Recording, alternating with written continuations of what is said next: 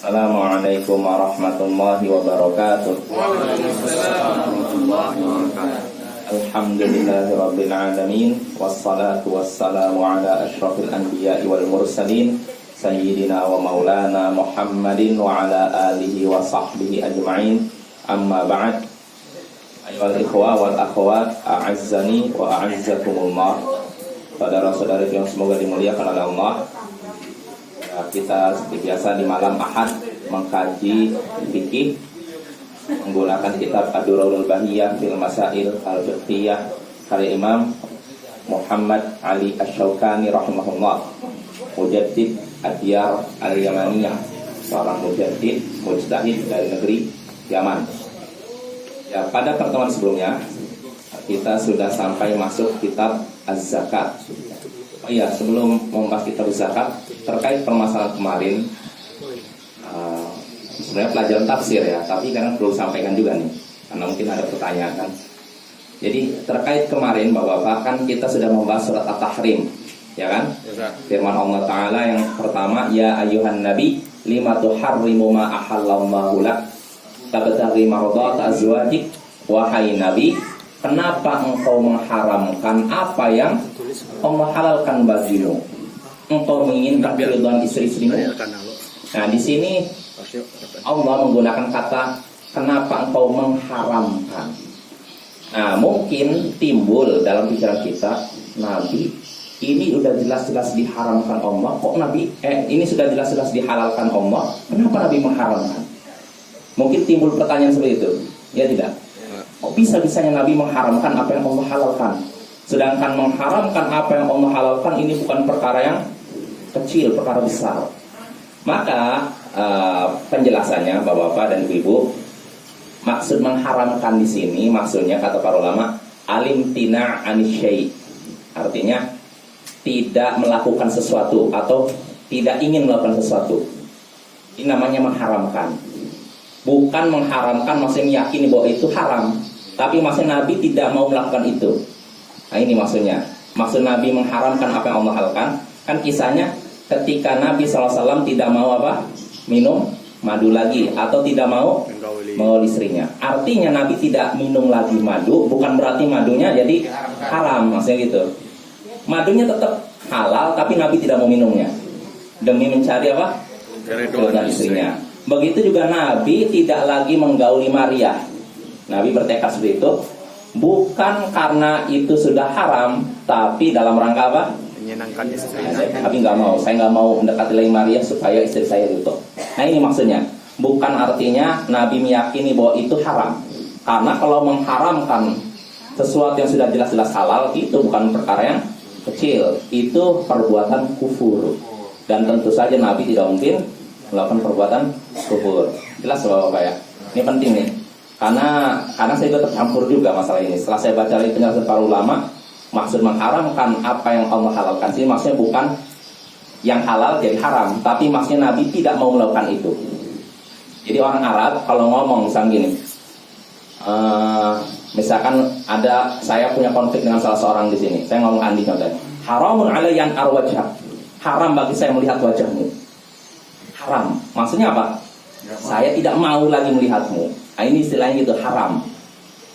Jelas soalnya ya. Jadi ini perlu dijelaskan, karena kalau kita menyatakan Nabi mengharamkan yang jelas-jelas halal, artinya ini halal dikatakan haram, oh ini perbuatan kufur, dan nggak mungkin Nabi seperti itu. Jangankan Nabi, kita pun nggak boleh seperti itu, ya kan? Betul tidak? Nah, adapun kita tidak mau melakukan sesuatu yang halal, istilahnya diharamkan dalam arti saya tidak mau melakukan sesuatu yang halal, maka ini para ulama dalam hal ini ada beda pendapat. Kalau jumhur ulama menyatakan boleh, tapi pendapat mazhab Hanafi ini makruh. Pendapat yang kuat makruh. Jadi kalau misalkan seperti ini, ya misalkan saya dalam rangka menyenangkan teman saya haram bagi saya meminum kopi. Haram bagi saya minum kopi. Maksudnya saya tidak akan lagi minum kopi. Nah, kalau yang seperti ini pendapat yang kuat makruh. Jelas Bapak ya. Saya tidak lagi haram sih maksudnya tidak akan lagi meminum kopi. Maka ini makruh. Tapi kalau maksudnya kopi ini asalnya halal, lalu saya katakan haram, ini kufur. Karena ini halal kan, minum kopi kan, kecuali kalau kopinya mengandung alkohol lain lagi misalnya. Ya, itu Bapak-bapak. Itu pertama. Lalu kedua, terkait pertanyaan Pak Usman kemarin ya, permasalahan apa? Saya tidak mau ke sana. Apakah itu termasuk mengharamkan sumpah ya? Mengharamkan seperti itu apakah termasuk sumpah? Maka jawabannya iya, ternyata Pak. Jadi nggak mesti mengharamkan dengan demi Allah. Kalau sumpah jelas, demi Allah saya nggak mau ke sana lagi, itu jelas sumpah. Nah, tapi kalau mengharamkan saya haram untuk menginjakkan kaki saya di sana, itu pun dianggap sumpah. Tidak ada saya bilang haram. Iya, nggak maksudnya contohnya Pak. Kalau misalkan kita ngomong gitu ya, saya haram menginjakkan kaki saya di sana lagi, walaupun tanpa demi Allah, maka itu dianggap sumpah. Makanya kan kemarin kita sudah bahas Nabi ditegur oleh Allah, wahai Nabi, kenapa engkau mengharamkan apa yang Allah halalkan bagimu? Lalu pada ayat keduanya, sungguh Allah sudah mewajibkan kalian membebaskan diri dari sumpah. Artinya ketika Nabi mengharamkan Maria, itu sama dia dianggap bersumpah. Makanya harus bayar kafarah. Jelas Bapak ya. Jadi kalau yang mengharamkan ini gak mesti dengan demi Allah. Walaupun tanpa demi Allah itu dianggap sumpah. Haram bagi saya untuk mengunjungi rumahmu lagi. Haram bagi saya melihat wajahmu lagi. Nah yang seperti ini udah dianggap sumpah. Kalau tidak pakai haram, saya tidak akan di sana lagi. Seperti ucapan Pak Yusman. Bukan, ya Allah alam. Sepertinya nggak masuk. Misalnya kayak gini Ada haram. Iya. Iya, harus ada kata haram. Saya tidak akan di sana lagi. Iya, harus kata haram. Karena para ulama menyebutkan situ haram. Gini tak? Ya. Aku tak mau lagi salat di sana. Jadi aku salat di sini lagi. Ya, nggak, insya Allah nggak termasuk itu, nggak masuk mengharamkan. Artinya mengharamkan sini tidak mau lagi, maksudnya nggak. Itu termasuk biasa aja itu. Apalagi kalau misalkan tidak diucapkan, kalau tidak diucapkan sepakat para ulama itu nggak ada konsekuensi apapun. Jangankan itu nazar, Bapak. Nazar itu kan saya bernazar kalau anak saya sembuh saya puasa 3 hari. Kalau diucapkan jadi itu. Tapi kalau sekedar keinginan dalam hati belum diucapkan nggak ada yang apa-apa. Jelas Bapak ya. Nah ini anak saya kalau nunda 1 minggu lagi khawatir lupa ini mau masuk penting. Berarti saya harus bayar apa tuh? Nggak usah. Waktu itu kan nggak ngomong haram kan, nggak cuma saya nggak kesana lagi gitu kan? Nggak gitu. Kalau puasa.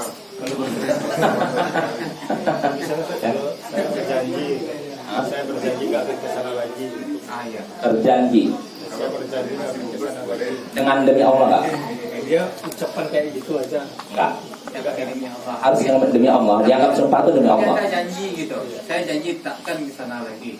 Enggak, itu enggak termasuk sumpah. Sumpah itu harus demi Allah. Ada kata demi Allah. Saya termasuk dalam janji. Oh, masih janji. Artinya janji kepada seseorang. Yaitu cuman pembahasan ini aja. Berarti dia mengingkari janji itu aja. Tapi bukan dikatakan sumpah. Kalau seseorang gini Bapak, saya berjanji tidak akan kesana lagi. Ya. Dia tidak mengucapkan demi Allah, maka tidak dianggap sumpah. Kalau nanti dia melanggar, ya dia dianggap cuma melanggar janji aja, tidak melanggar sumpah. Bisa bedakan ya, sumpah dengan janji. Ya. Begitu juga nazar. Nazar pun harus kata saya bernazar. Nah ini, kalau bukan kata nazar nggak dianggap juga. Jelas Bapak-bapak. Ini pembahasan kemarin ya. Maaf ini disebutkan sini karena khawatir saya lupa, apalagi udah ada pertanyaan dan semacamnya harus dijelaskan. Belum lagi ada khawatir ada anggapan ketika Nabi mengharamkan artinya meyakini bahwa yang halal jadi haram. Bukan seperti itu maksudnya ya. Karena orang Arab itu biasa kalau mereka ngomong ke seorang haramun alayya an azura, haram bagiku untuk mengunjungimu lagi. Maksudnya saya tidak mau mengunjungimu lagi. Nah, lafalnya menggunakan haram. Tapi maksudnya bukan yang halal ini jadi haram kan? Jelas Bapak-bapak? Berarti yang Nabi tadi itu untuk menyenangkan hati Iya, istrinya. iya. Menurut pendapat yang kuat itu makruh. Makanya Nabi ditegur. Sebab seandainya itu mubah, boleh. Untuk apa Allah tegur? Ya tidak Bapak-bapak. Ya kan? Dan Nabi nggak mungkin dilarang apa ditegur oleh Allah gara-gara melakukan perbuatan yang mubah. Mubah itu boleh-boleh saja. Boleh lakukan, boleh tidak. Ketika Allah menegur nabinya, tandanya perbuatan tersebut minimal makruh. Ya. Jelas Bapak ya. Nah, kita lanjut pembahasan ini yang kita bahas pada pertemuan sebelumnya. Kita masuk kitab zakat. Imam Syafi'i di sini kitab zakat, kitab tentang zakat. Kata Imam Asy-Syaukani rahimahullah, tajibu fil amwalil lati satati idza kana al-maliku mukallafan. Zakat diwajibkan pada harta yang akan datang, yang akan disebutkan maksudnya, jika pemiliknya mukallaf. Mukallaf artinya yang Bebani syariat. dibebani syariat, dia balik dan berakal. Ini mukallaf. Nah, artinya di sini Imam Asy-Syaukani berpendapat kewajiban zakat itu bukan cuma berlaku pada muslim dan bukan budak saja, merdeka saja. Karena kita sudah singgung bahwasanya siapa yang wajib bayar zakat? Pertama, muslim. Kalau orang kafir tidak wajib bayar zakat. Kewajiban mereka apa? Jizyah, upeti dan semacamnya. Lalu kedua, merdeka. Artinya kalau seorang budak tidak wajib bayar zakat. Kenapa? Hartanya milik tuannya. Ya, karena harta yang ada pada dia ini harta milik tuannya, ya. Karena sebagaimana disebutkan dalam hadis, manitta'abdan walahu malun famaluhu lilladzi ba'ahu. Siapa yang membeli budak dan budaknya itu memiliki harta, maka hartanya jadi pemilik penjualnya. Illa an yashtariqal mubta', kecuali kalau si pembeli ini mensyaratkan hartanya jadi milik dia. Seorang budak, misalkan Andi punya budak, saya beli, dan budaknya punya harta, mungkin kerja gimana, maka hartanya nggak bisa diambil sama saya. Udah saya beli, nggak jadi milik saya, milik Andi. Kecuali sebelum beli saya syaratkan ini, saya mau beli budak kamu dengan syarat hartanya jadi milik saya, maka nggak masalah. Jelas bapak-bapak. Nah, ini ya, ini menunjukkan kalau memang hartanya nggak bisa dimiliki budak, itu menunjukkan budak tidak punya apa-apa. Kalau seorang yang tidak punya apa-apa, wajib bayar zakat? Nggak wajib bayar zakat. Nah, itu masalah muslim dan budak. Adapun apakah anak kecil atau orang gila wajib bayar zakat? Nah, ini terjadi perbedaan pendapat di antara para ulama, ya. Kalau Imam Asy-Syaukani dan termasuk pendapat mazhab Hanafi bahwasanya tidak wajib bayar zakat. Sedangkan jumhur ulama, mayoritas ulama tetap bayar zakat. Ya. Wallahu a'lam. Dalam hal ini saya lebih condong ke pendapat Imam Asy-Syaukani dan mazhab Hanafi bahwasanya anak kecil dan orang gila tidak wajib bayar zakat. Lantas apa dalil jumhur sampai menyatakan bahwasanya anak kecil dan orang gila wajib bayar zakat? Ada beberapa dalil. Di antara dalilnya yang sangat yang disebutkan oleh para ulama, yaitu firman Allah Ta'ala dalam surat At-Taubah ayat 103. Khudh min amwalihim shadaqatan tutahhiruhum wa tuzakkihim biha. Ambillah dari harta mereka, wahai Rasul, sedekah, yaitu zakat. Dengan zakat itu engkau membersihkan dan menyucikan mereka. Ambillah dari harta mereka zakat. Dengan zakat itu engkau membersihkan dan menyucikan mereka. Ambillah dari mereka zakat. Mereka ini siapa? Kaum muslimin umum, mau tua, muda, pria, wanita, gila, waras katanya, maupun dewasa, anak kecil, semuanya kalau punya harta dia wajib bayar zakat. Jadi anak kecil pun menurut jumhur, misalkan ada seorang anak, orang tuanya sudah meninggal, mewariskan harta ke anaknya. Hartanya kan untuk anaknya kan? Anaknya masih kecil, belum balik. Misalkan warisannya 1 miliar. Maka menurut jumhur ulama, uangnya itu dari 1 miliar itu harus dikeluarkan zakatnya. Dengan alasan apa tadi? Ambillah dari harta mereka. Mereka ini umum, mau tua, muda, mau wanita, pria, mau waras, tidak waras, gila, pokoknya diambil zakatnya. Nah, ini pendapat jumhur. Namun sekali lagi saya pribadi condong ke pendapat Imam Asy-Syaukani dan mazhab Hanafi bahwasanya zakat tidak wajib bagi anak kecil dan orang gila. Terus pertanyaannya, bagaimana menjawab pendapat jumhur tadi? Jumhur berdasarkan ayat, ambillah dari harta mereka. Harta mereka umum kan? Jadi kecualikan kan? Tidak disebutkan ambillah dari harta mereka kecuali orang gila dan enggak. Ambillah dari harta mereka zakat. Nah, bagaimana menjawab pendapat jumhur ini? Jawabannya, justru ayat ini menunjukkan anak kecil dan orang gila tidak wajib bayar zakat. ayatnya justru itu membantah pendapat jumhur. Kok bisa? Karena ayatnya bunyinya Bapak, mohon disimak nih. Ambillah dari harta mereka zakat. Dengan zakat itu engkau membersihkan dan mensucikan mereka. Zakat itu membersihkan dan mensucikan mereka. Mensucikan dari apa? Dosa. Dosa. Pertanyaannya Bapak, anak kecil punya dosa nggak? Orang gila punya dosa? Enggak. Ini justru menunjukkan zakat ini tidak wajib bagi anak kecil dan orang gila. Karena orang gila tidak punya dosa. Untuk apa dibersihkan kan? Begitu juga anak kecil. Maka yang pendapat yang kuat, wallahu a'lam, yaitu pendapat mazhab Hanafi dan pendapat Imam Syafi'i di sini bahwasanya anak kecil dan orang gila tidak wajib bayar zakat. Dan dengan ini juga berarti saya meralat pendapat yang pernah saya sebutkan dulu. Dulu saya sesuai dengan pendapat jumhur. Namun setelah saya baca lagi perbedaan pembahasan para ulama tentang ini, saya sekarang lebih condong ke pendapat mazhab Hanafi atau pendapat Imam Syafi'i. Zakat ini berapa kali dikeluarkan? Berapa kali? Setahun dikeluarkan tuh kan? Iya. Belakangan kita dikeluarkan lagi tuh. Oh iya. Tapi hartanya itu aja dan tidak tambah. Tapi udah sampai nisab. Ya, bisa. Oh iya. Keluar terus. Iya, keluar terus. Pokoknya sudah mencapai nisab. Nanti dan juga kalau sudah sampai haul 1 tahun. Oh ini belum disebutkan juga ya.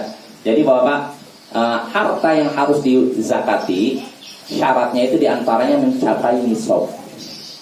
Batas kadar tertentu, batas minimal harta yang wajib dikeluarkan zakat.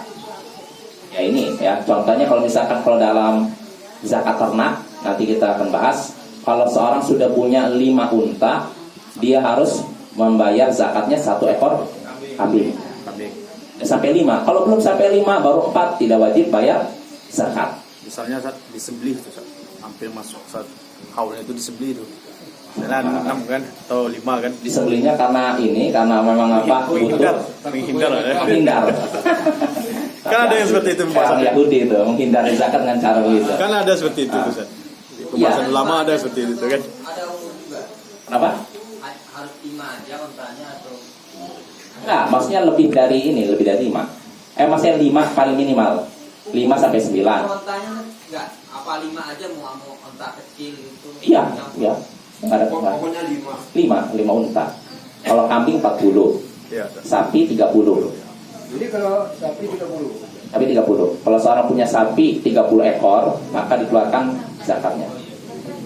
Ya ini nanti akan kita bahas Bapak. Cuman ini saya nyinggung sedikit. Artinya harta yang wajib dibayarkan zakat, yaitu pertama harta yang sudah mencapai nisab.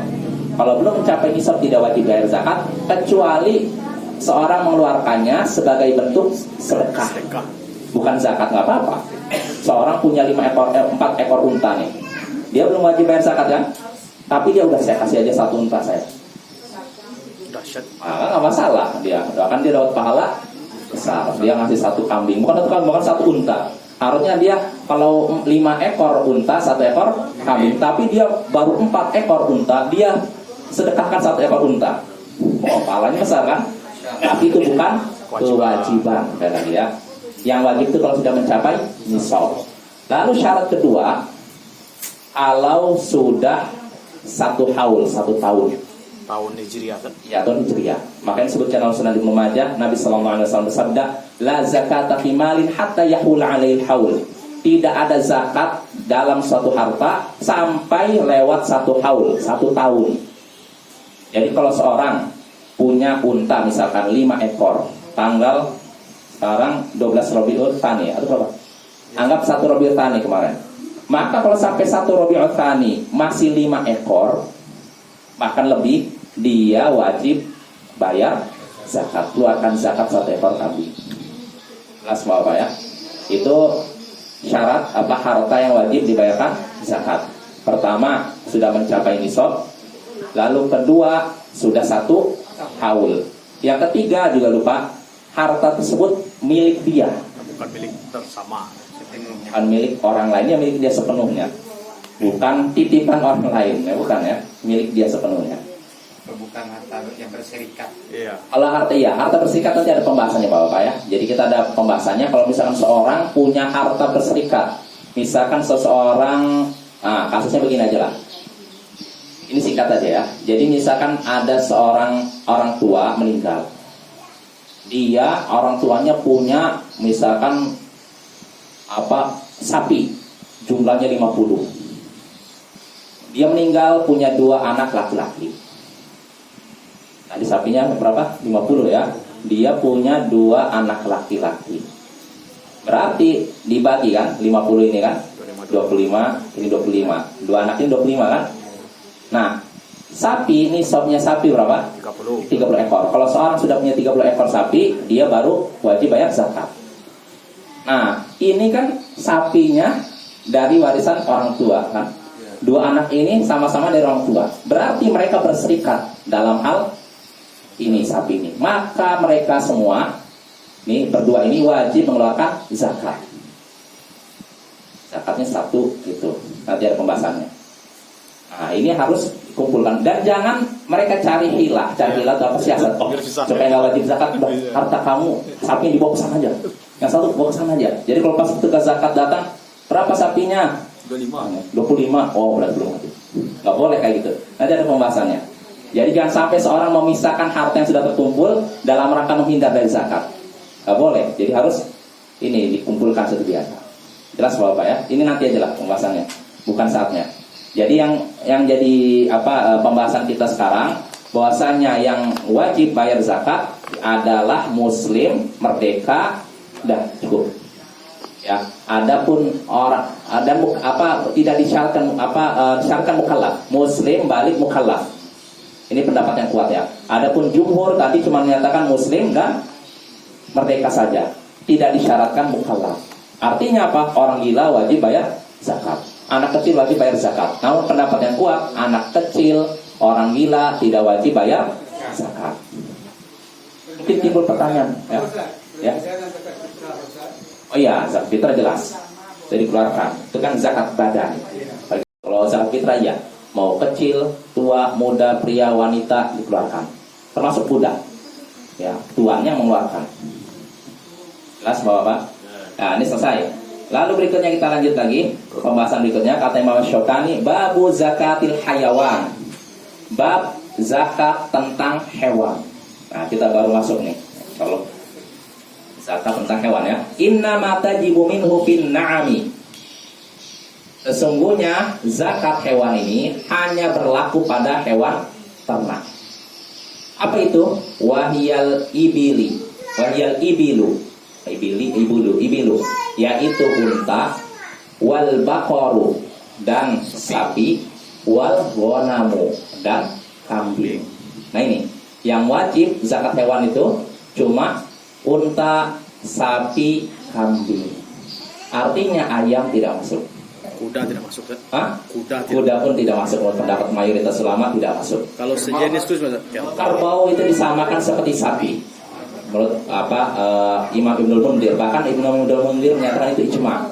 Kesepakatan para ulama bahwasanya jamus itu kerbau itu disamakan dengan sapi. Jadi nisabnya mengikuti nisab sapi. Jelas Bapak? Ya. Itu hewan yang wajib dikeluarkan zakat, unta, sapi dan kambing ya. Jelas Bapak? Ada yang mau ditanyakan terkait ini? Tidak boleh ya, lanjut ya. Nah sekarang kita masuk faslun, pasal baru nih terkait zakat unta. Ini bagusnya gini, gimana? Atau gini dulu, jelaskan dulu apa-apa lah nanti pertemuan berikutnya aja. Minggu depan aja ya. Minggu depan berarti karena harus hitung-hitung nih kalau zakat unta. Nah, kan kalau untanya sudah segini, keluarannya zakatnya segini. Kalau sudah nyampe segini, keluarannya umur berapa? Karena kalau tidak ditulis nanti bingung apa maksudnya. Mana umurnya lagi? Umurnya lagi. Jadi kesimpulannya begini Bapak-bapak. Apa hewan yang wajib dibayarkan zakat? Pertama jelas kalau sudah mencapai nisab. Kalau belum sampai nisab tidak wajib bayar zakat. Kedua sudah 1 haul, 1 tahun. Kalau belum 1 tahun tidak wajib bayar zakat. Lalu ketiga, unta tersebut yaitu hewan tersebut hewan saimah. Saimah itu yang digembalakan, bukan dikerjakan, tidak dikandangkan. Artinya gini, dia makannya dari Lepas. lepas gitu aja, cari makan sendiri. Nah, ini pentingnya. Dia hewannya itu digembalakan. Ini syaratnya hewan wajib bayar zakat. Kita wajib bayar zakat hewan, diantaranya hewannya digembalakan, bukan dikandangkan. Artinya kalau hewan tersebut dikandangkan, dicarikan makan, maka tidak wajib bayar zakat. Walaupun jumlahnya sampai 80 ekor sapi misalkan, 100 ekor unta. Tapi kalau itu dikandangkan, dicarikan makan, nggak wajib bayar zakat. Dia kan pulang ke kandang. Lain lagi, nggak, maksudnya gini, dia makannya itu di luar, dia cari sendiri Dia gitu. makan sendiri. Makan sendiri, bukan dikandangkan. Digembalakan. Digembalakan istilahnya. Kalau hewan tersebut dikandangkan, dicarikan makan, nah ini nggak wajib bayar zakat. Begitu juga hewan tidak wajib, kita tidak wajib membayar zakat hewan kalau hewan tersebut dipekerjakan. Misalkan ini untuk misalkan ngolah apa sawah dan semacamnya, itu pun tidak. Nah, jelas Bapak ya. Jadi yang wajib bayar zakat itu kalau digembalakan, ya. Kalau ada tanah misalnya mau berekar, Ya. kita pagar begitu, kita lepas tanah saja itu kan dia cari makan sendiri. Oh iya. Iya. Kena Iya. kita itu. Iya, jelas itu. Akan sendiri. Kita kan nggak mencarikan nyari itu kan. Di kandang, dia apa di pagar di mana kan di kandang, Pagari. jadi siapa kandang Pagar supaya tidak lari. Oh, nggak pernah. Iya, itu masuk. Pulakan jangan itu Sama juga di kandang-kandang. Kandang kan carikan ini kan, carikan makanan kan. Kita yang Dia kasih. makanannya. Ya kalau artinya gini, kalau dikandangkan artinya kan nggak mungkin dia biarkan di situ nggak makan, kan mati kan. Tidak. Iya, artinya kalau kandangkan itu artinya carikan makannya, mungkin kan, bahkan dikasih obat pula. Nah ini nggak wajib bayar zakat. ada juga usaha ini 50 hektar tanah, dari itu dipagar, nanti ada fasilitas kandang, yaitu 2 hektar ditanam rumput gajah. Itu kan Oh, udah itu berarti udah nggak wajib. untuk tambahan makanan. Iya, itu nggak. Ya, artinya kalau udah mengeluarkan biaya untuk makan itu udah nggak wajib bayar zakat. Tapi kalau bukan seperti itu, Ustaz, Gimana? tak gemuk satunya. Ya, itulah makanya ini keringanan dari Allah kan. Artinya keringanan dari Allah Bapak. Jadi yang wajib bayar zakat memang dia alami itu. Makannya alami, nggak kita mengeluarkan tenaga biaya untuk menyediakan makanannya. Karena kalau udah menyediakan makanannya, kita kan udah habis waktu dan biaya kan. Masa diwajibkan bayar zakat juga? Nah itu, ini kan hikmahnya kan? Ya tidak? Wah ini hikmahnya. Jadi kalau misalkan seorang sudah repot mencarikan makan, dibuat kandang, disediakan obat, udah habis mungkin puluhan juta, setelah itu bayar zakat juga, nah, itu memberatkan. Ya. Artinya patokannya gitu Pak. Kalau kambing tersebut bukan di kandang, artinya nggak di kandang, dia di kandang sekedar untuk nginap aja. Adapun cari makannya di luar gitu. Nah kalau memang dia cari makannya di luar, nggak kita sediakan, nah dia wajib bayar zakat kalau sudah mencapai nisab. Ya, tapi kalau dia di kandang saja, kita yang nyarikan makanan, ini tidak wajib bayar zakat. Zakat ya. Adapun kalau sedekah boleh. Kalau seorang saya nggak wajib bayar zakatnya, tapi saya bayar aja lah. Apa-apa, tapi bukan kewajiban. Jelas Bapak ya. Ya mungkin itu aja. Mungkin karena kita mau nulis nggak mungkin juga. Jadi pembahasan masalah zakat hewan mungkin sampai sini saja. Insya Allah pada pertemuan berikutnya kita akan bahas langsung. Kalau bisa kita borong ya, zakat unta, sapi dan kambing. Ya. Ya. mengenai kita bila kendaraan misalnya, kalau katakanlah Honda, apa itu dikeluarkan zakatnya? Ya, nggak wajib. Tidak wajib. Ya. Saya ini akan bilang kan kalau yang mencarikan makannya kan tidak dikeluarkan zakat. Iya. Misalnya bulan punya sapi 1000 ekor. Misal pakai sapi 1000 ekor. Kayu itu. Kan kalau zaman sekarang sapi kan mungkin dilepas. Wala Pak Desa. Pasti dikandang kan. Dan kasih makan. Dan dikasih makan. Oh iya. Nah, kayak di Jawa lah misalnya kan dikandangkan dikasih makan. Itu walaupun sapinya banyak tetap nggak kena zakat. Iya. Pokoknya syaratnya sa'imah. Artinya hewan tersebut digembalakan, dia cari makan sendiri gitu. Bukan kita yang carikan makan. Karena lafal hadisnya sa'imah dalam hadis. Idza kana sa'imatu rajul arba'ina syatan, jika sa'imahnya artinya hewan yang digembalakan oleh seorang berjumlah 40 ekor, maka dia wajib bayar. Sebutkan itu, sa'imah, sebutkan. Artinya ya alami dia keluar makan sendiri, bukan kita yang repot carikan makanan itu. Tapi sekali lagi, kalau ada orang yang mau bermurah hati, nggak apa-apa, walaupun ini nggak wajib saya bayar, nah, itu dapat pahala. Itu sama tuh Ustaz. Sebagian dikasih apa? Dikasih dikandangi, kemudian sebagian digembalakan. Misalnya 50 sapi digembalakan. Lalu kemudian yang 50 lagi dikasih makan gitu. Itu yang tetap kena tuh. Yang kenalnya yang ini yang digembalakan. Yang gembalakan tuh kan. Kalau yang diisi dikasih makan itu nggak.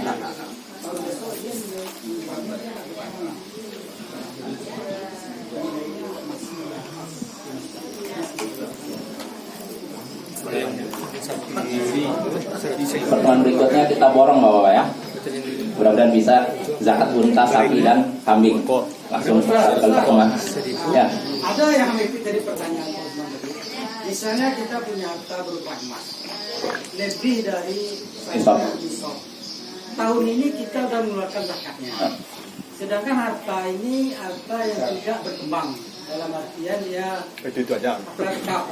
Tapi pas tahun besok ini hartanya boleh dikatakan lebih dari nisab nih.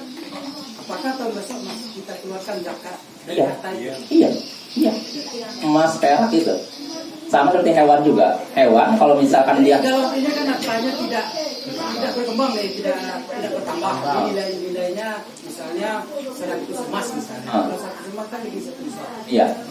Dalam artinya kan nilai seperti itu juga. Iya. Jadi lama-lama nanti kalau itu kan Habis ya. habis kan. Nah ini sekedar Iya. kecuali dia berkembang diusahakan usaha menghasilkan. Nah, walaupun gitu tetap. Sampai Pokoknya dia emas perak. sampai enggak sampai nisab. Sampai nggak nisab, kalau udah nyampe nisab baru dia. Masa kurang dari nisab udah nggak wajib lagi. Insya Allah Bapak-Bapak, harta yang kita keluarkan, zakat yang kita keluarkan, nggak akan mengurangi harta kita. Allah akan lipat Asal gandakan. kita keluarkan zakatnya, insya Allah dia akan bertambah. Iya, Jadi iya, yang lain lagi. iya, berkah Insya Allah. Kursnya kan juga naik. Betul Bapak. Enggak ya kalau matematika ya kalau menggunakan Ya, saya pernah dengar juga Ustaz, orang ada anaknya lebih dari 2 orang juga kerjanya itu kenapa Pak? misalnya satu bapak kan anaknya 12 orang anaknya 12 juga anaknya juga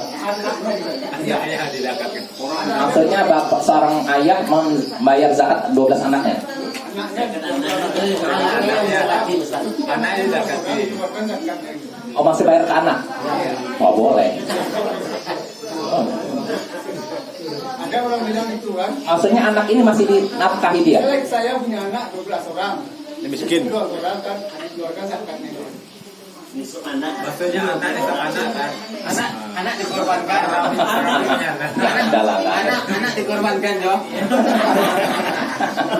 itu dulu orang bilang dekat saya kalau ada keluarkan nanti keluar zakatnya oke yang keluar satu aja macam kita anak di sana kabar-kabar orang itu kan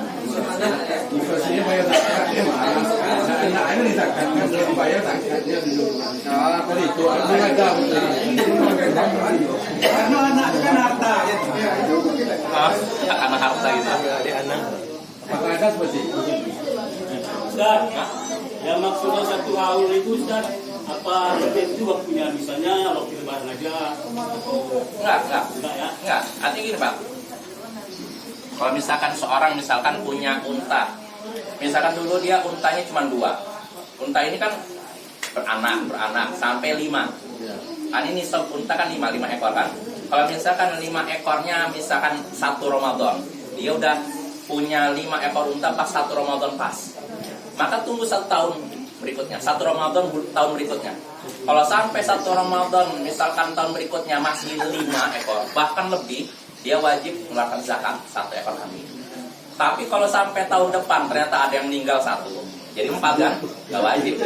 Tapi kebanyakan masyarakat seperti itu saat masuk bulan Ramadan Zat bayarnya. Nah itu nggak boleh Bapak ya. Kalau memang gini Bapak, kalau memang seseorang wajib jatuh temponya istilahnya zakatnya itu misalkan masuknya tanggal 1 Syakban, maka nggak boleh ditunda sampai Ramadan, nggak boleh, harus ditunaikan ketika itu juga. Misalnya di bulan Syakban itu kan? Syakban, iya. Iya. Lebar. Berarti kalau unta 5 ekor ternyata. Kalau sapi 30. Taruh. Sudah sampai Pak? Sampai dah. Sudah sampai 30. Bangun. Dah cukup. Enggak ada dong. 40. Makanannya dicarikan atau gimana? Dicarikan makanan. Cari kan. Oh, nggak masuk ya? Ah.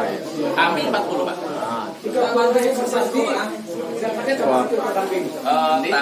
Tabi'ah. Bentar, saya lupa. Oh, apa nih? Tabi'ah, tapi saya lupa. Sapi apa ini ya? Sip. Oh, ya udah. Baik sini, baik. Sapi Pak. Sapi. Jadi kalau misalkan seorang punya 30 ekor sapi, dia keluarkan 1 ekor tabi'. Tabi' itu sapi jantan berumur 1 tahun atau tabi'ah, sapi betina yang umur setahun. Jadi kalau sapi bayarnya pakai sapi. Kalau unta pakai kambing sampai 24. Nanti kalau 25 bayarnya unta. Nah kalau kambing cuma pakai kambing aja, nggak bisa pakai ayam. Pakai ayam. Karena ayamnya banyak kan. Ayamnya. Alah. Wan. Satu depan depan tulisnya. Berarti di sebelah sini aja berarti. Nah, nanti tinggalkan, Sat. Oh, bisa. Pindahkan ya ininya. Papannya kan. Anak-anaknya ringan, Sat. Bapaknya kecil, sebesar pun. Bisa. Besar tinggalkan. Jangan Sabtu depan aja. Satu orang langsung 3. Ya. Selain yang 3 tuh, misal orang punya peternakan ayam 3.000 ekor, apakah itu masuk ke zakat hartanya dia? Pak. Digabungkan ke harta. Misal nominalnya kalau diundangkan 2M misalnya, apakah itu masuk ke dalam duitnya? Oh, itu pembahasannya zakat perdagangan nanti. Masalah perdagangan. Apakah nanti dia Ada atau dari tidak? hasil keuntungan itu nanti Jatuhnya yang pas, Sat. Iya. Benar. ya itu perdagangan. Nanti pembahasannya nggak ada di sini. Kalau Imam Asy-Syaukani berpendapat tidak ada zakat perdagangan. Nggak ada zakat perdagangan. Termasuk pendapat Syekh Al-Albani. Iya, Sat. Imam yang lain? Kalau jumhur ulama berpendapat ada zakat perdagangan. Itu diambil pendapat yang ringan, Sat. Apa? Yang diambil yang tidak ada, Sat. Diambil yang tidak ada. Apa? Zakat profesi. Zakat profesi tidak ada, karena itu kan diambilnya sebelum mencapai nisab. Nggak ada itu. Ambil per bulan. Per bulan itu ada. Oh, susun selang. Berapa jasa? Saya minta saya gaji ya. Ya sudah kali. Kita gaji kita udah sekarang udah mulai diapa itu? Karena Potong berapa persen ya? posisi ada itu nih. Jangan tiap tak. Punya boleh. Banyak tuh. Makanya nggak ada pasal Nabi. Kenapa pernah di pada Sekolahan katanya. Sekolahan. Oh, buat anu enggak? Ujian ya. Buat